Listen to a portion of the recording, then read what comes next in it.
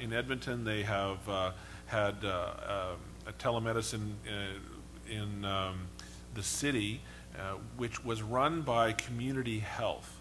So I don't know if there's a comparable department in Quebec, but in Alberta, there's Alberta Health and Wellness, which is, they run the hospitals and the healthcare system, and then there's community health. And it was run by Community Health, so it was not run by heart failure people. And so there have been, I haven't seen any firm numbers with that. I'm not sure I will, but the experience there was somewhat mixed, I would say. So there are several initiatives. There's a big initiative in Vancouver as well, that about 30 to 40% of what they do in their heart failure clinic is telemedicine. So it certainly exists in most parts of the country in some form or another, but it's not coordinated and the models are very different. Yeah, agreed. Donc, est-ce qu'il y a des questions de la salle? Personne qui lui viendrait, la personne qui a posé la question de Gaspé, là, la réalité de Gaspé, c'est quoi en insuffisance cardiaque? Ou une autre région? Oui. Oui.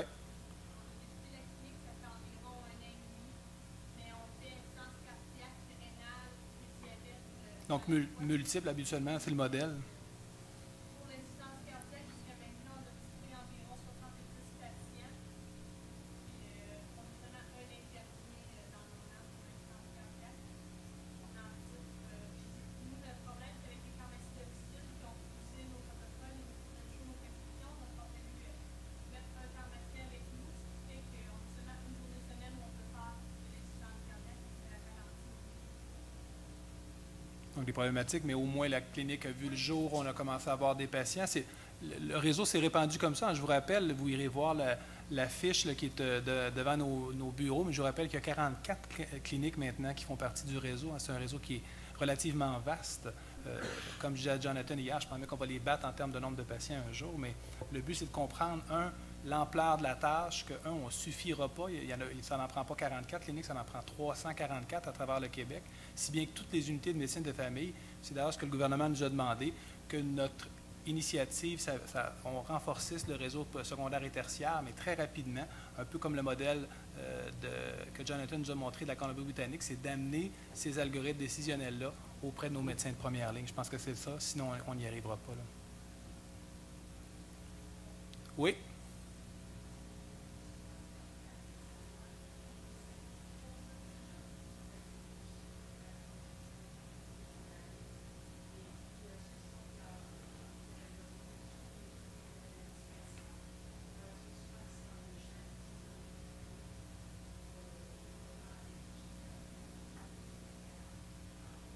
Donc, je vous répète la question. La plupart des patients ne sont pas vus. Les patients en classe 1, en classe 2, on garde uniquement les plus sévères. Les patients avec dysfonction, fonction ventriculaire gauche préservée ne sont souvent pas suivis, probablement par manque de connaissances. Je ne saurais pas comment ajuster la thérapie d'un patient comme celui-là.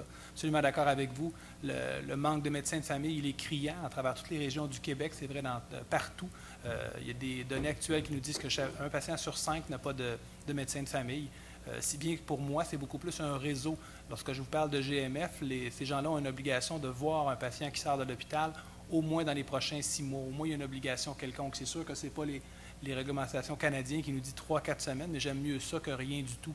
Deuxièmement, je ne suis pas convaincu que ça prend un médecin. Je pense que n'importe quel type d'intervenant peut être en relation avec nous à l'hôpital pour pouvoir ajuster la médication. Je pense qu'il faut diversifier la façon dont on fait les choses. Ce n'est pas vrai qu'il va y avoir un docteur toujours au bout du chemin. Je ne pense pas qu'on est rendu là. Oui, mais approchez au micro, s'il vous plaît.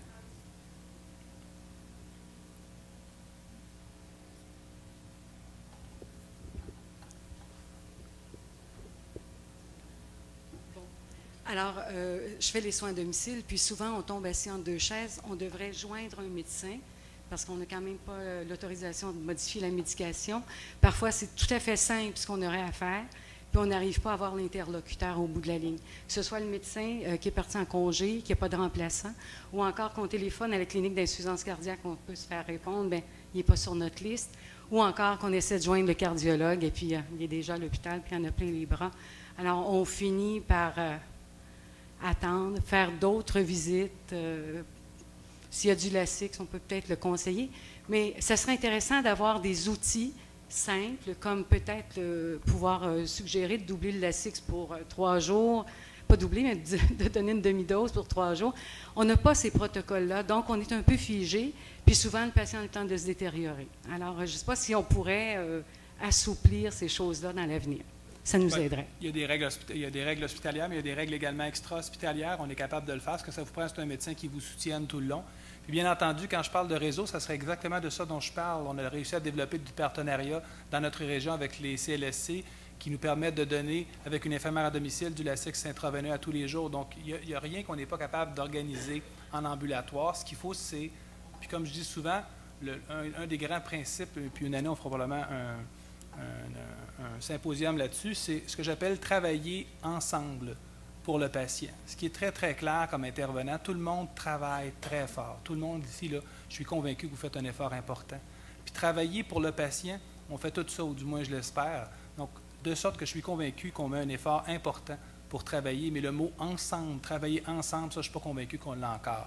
Les outils qu'on vous présente, c'est le balbutiement pour moi du travail de collaboration. Pour moi, c'est une transmission d'informations. La collaboration, c'est beaucoup plus que ça. C'est de travailler, quand tu as besoin de quelqu'un, avoir quelqu'un qui va répondre. Le concept de télémédecine, c'est un peu ça aussi. Quelqu'un, dans chacune des régions, qui va être dédié pour répondre à ton appel. Pas celui qui est à l'hôpital, qui en a déjà trop. Quelqu'un qui va être suprarégional, puis qui va pouvoir répondre à tout le monde, qui va pouvoir t'aider ou sinon orienter le patient. Pour moi, c'est vraiment ça, puis c'est avec ça qu'on discute avec le gouvernement présentement.